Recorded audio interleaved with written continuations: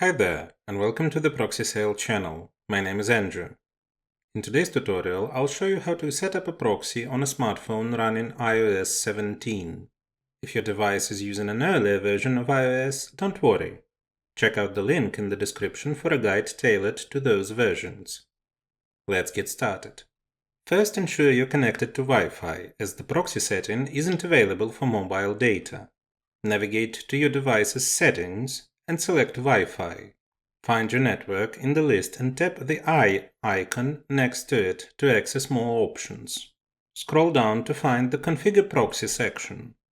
By default, this will be set to off. Tap on Configure Proxies and switch it to Manual. This will reveal fields for the proxy IP and port. Enter your proxy details here. If you're using a private proxy, toggle on Authentication and input your username and password.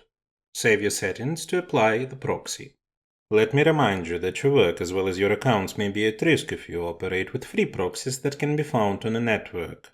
Such proxies do not have guarantees of anonymity and security. We recommend a reliable and trusted provider, ProxySale.com, which will allow you to get proxies of any location with guaranteed anonymity and security for working on a network.